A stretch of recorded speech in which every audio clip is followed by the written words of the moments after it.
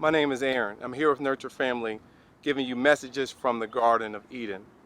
Today's message comes from Genesis 2, chapter 21 through 25. In chapter 21, we see a deep sleep fall over Adam. And during this time is when God removes the rib from Adam's side to create his bride Eve. And this is a foreshadowing of Jesus to come, when he's on the cross and the church being formed out of his side when he's pierced. Also, the rib is there to symbolize a unity under the kingdom of God, that husband and wives are to rule as co-heirs. Both have equal access and equal value in the sight of God.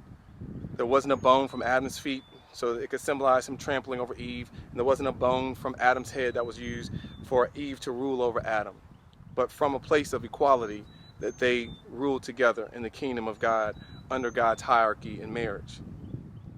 Also, the rib cage is designed to protect the most vital organs, the heart, the lungs, the liver, the intestines.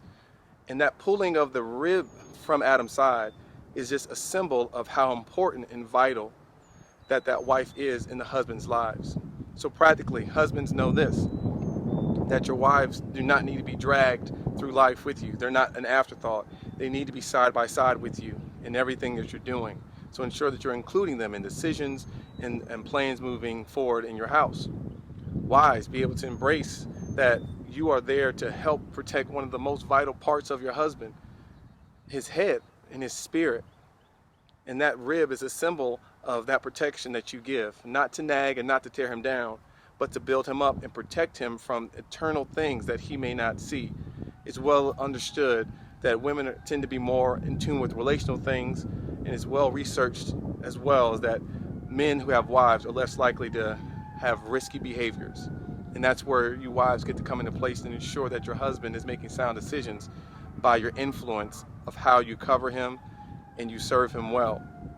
Message number 2, we see that Adam is presented Eve from God. When he awakes, he's presented a bride that he's never seen before.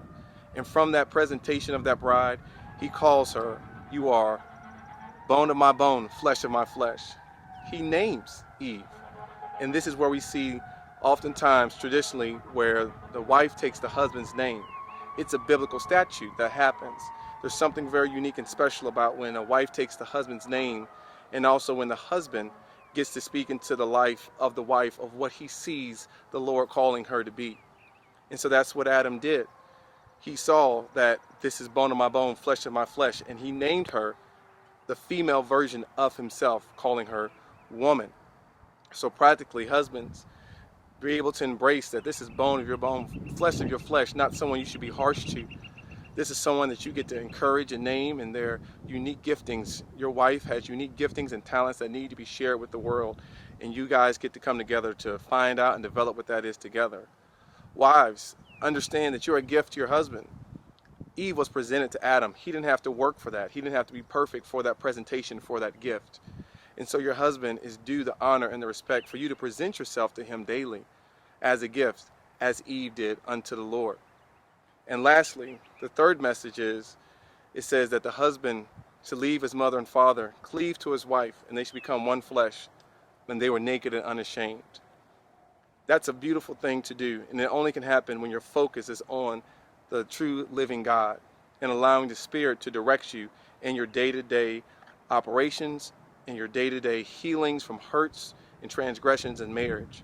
It's only then can you truly be naked and unashamed emotionally, sharing with each other just your heartfelt dreams and desires and fears, but also that you can literally stand naked with one another, that you can make love with the lights on and not be ashamed of what one another looks like, because you have such a deep, intimate connection with one another, as the Bible tells us, that we don't get caught up in pretense and what the media influences, but we're only connected to the spirit of our spouse.